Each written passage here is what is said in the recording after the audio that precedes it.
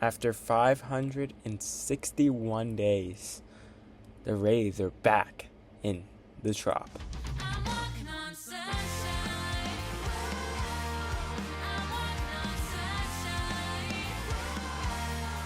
Hello everyone and welcome back to Tampa Bay Sports Daily and Rays Recap, and another victorious edition of Rays Recap. I would like to apologize for my lack of content this past week. It was a busy week for me here in college. I had a couple exams and some essays to do, so I did not really have time to do videos. But we're back to our regularly scheduled day-by-day content, covering the Rays, Lightning, and Buccaneers. All of it. And any news that happened, starting with yesterday, the Rays returning home and to Tropicana Field for the first time in 561 days. And before we get to the game recap of this great Rays win over the Cubs, I want to talk about the Rays return to Tropicana Field and how improbable and amazing this return was. I mean, I was there September 23rd, 22nd, 2024, whatever day it was, seeing that last when Pete Fairbanks shutting the door there and getting the win and the save in that one, and walking out of the stadium, I was like, okay, this probably isn't going to be the last time I'm here. I mean, I would imagine so. I know I'm probably going to college out of state, but I wouldn't imagine that this would be the last time I go to Tropicana Field. And obviously, Rays did not make the playoffs that year, thank goodness, because of what ended up happening. But 3 weeks later, Hurricane Milton on October 9th, Hurricane Milton, a Category 3 hurricane, came through the Tampa Bay area, made landfall in the Sarasota, Bradenton area, which is just south of St. Petersburg, where Tropicana Field is. And the weird thing about Hurricane Milton, watching the news broadcast and being in the storm in Tampa, was all of the strong winds of this hurricane as it made landfall and started to weaken were north of the eye, which is odd. And that area went right through downtown St. Pete and Tropicana Field and ended up going through downtown Tampa even, and I even got the strongest winds where I live, just outside of Tampa, and it was scary. It was honestly a terrifying situation to be in because the winds were just howling, the shingles were shaking. I walked through my neighborhood and there were like pieces of roofs torn off, and it was a scary situation. And then you woke up to the pictures of Tropicana Field and you're like, holy crap. That was a bad storm. Tropicana Field lost most of its roof panels, and once those got ripped off,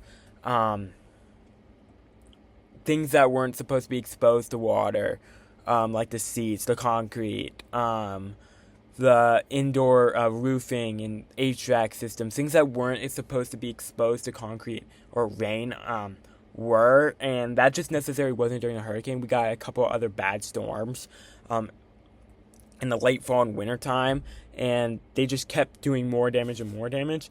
It was announced 2 weeks after the Tropicana Field's roof got torn off that the Rays would not be able to play there, and that is when things started to look surreal. Like, did we just go to the last game at Tropicana Field? The stadium's deal is ending in 32. There was supposed to be a new stadium on the way. I don't even want to get into that because that's a whole nother situation, what happened to a new stadium in St. Pete. But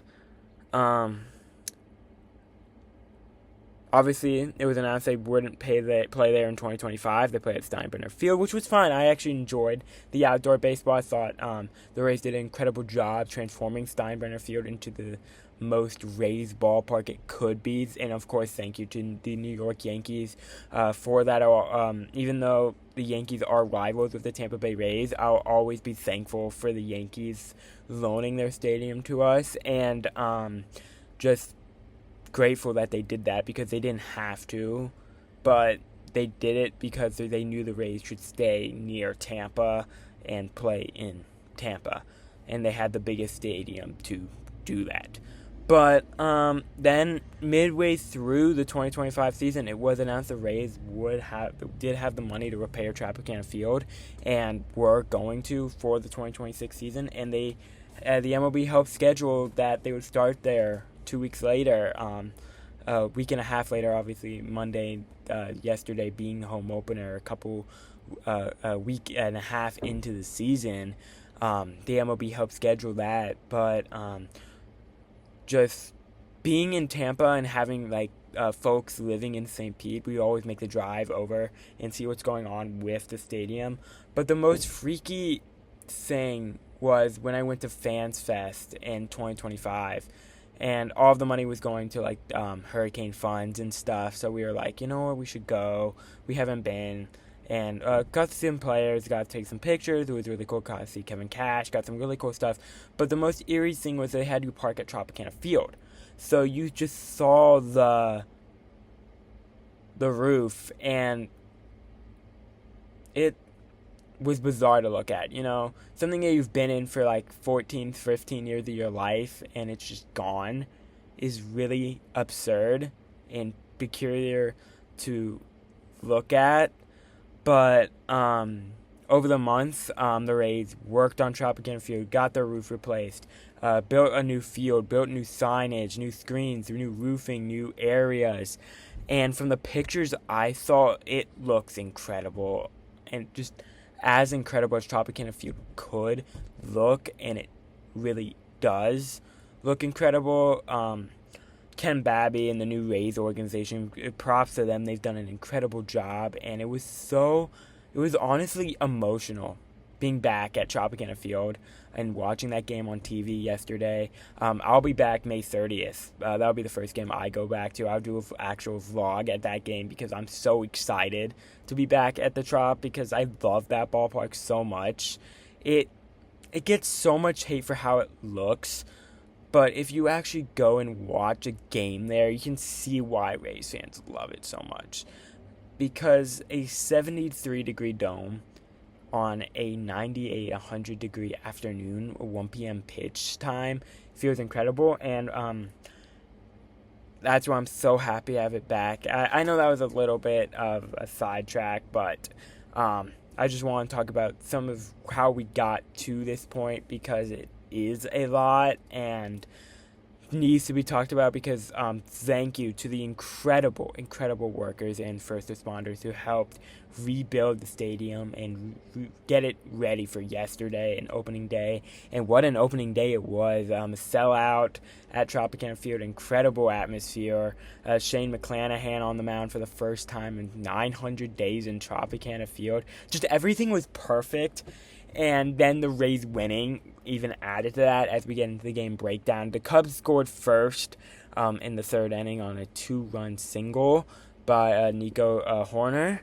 And I don't blame Shane McClanahan on this one. I mean, the situation did get out of hand. He had a couple walks, but had a couple good strikeouts in that inning too.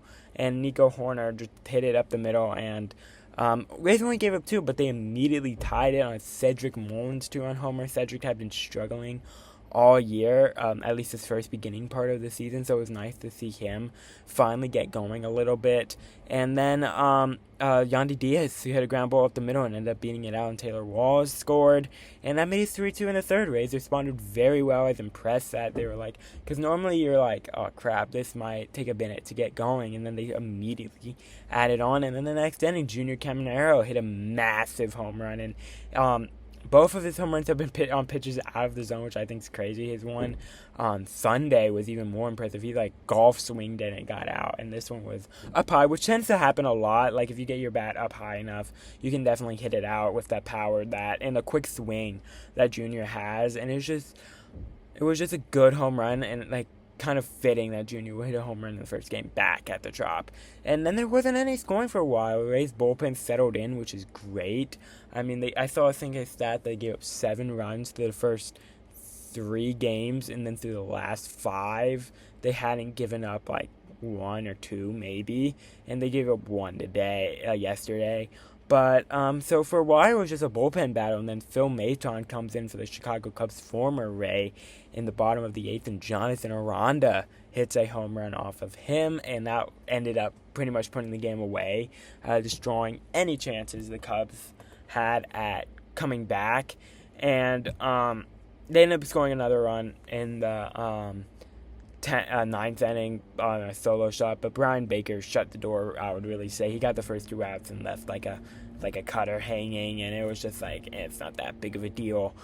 So Rays win on 6-4 in the return to Tropicana Field, and an emotional day for Rays fans. I saw Rays fans actually crying on Twitter, and it did tug the heartstrings of me a little bit. I texted my mom, like, I'm so happy to see them back at the Trop, and I can't wait for that May 30th game, because it is just so exciting to be back in that ballpark. Because, like, you know, the thing with the Trop is outside fans won't get the love for it. They don't. But Rays fans, they've played there all 30 seasons, and it's just different, you know. But that's going to do it for this Rays recap. I know it was more on the Trop, but our recap tomorrow will be more on the game, obviously, as we've settled into a nice homestand. Rays have a 6-game homestand, 2 remaining against the Cubs and 3 against the Yankees. The Yankees are in town. But that's going to do it for this video. Hope you guys liked this video, and if you did, please like and subscribe, and I'll see y'all in the next video.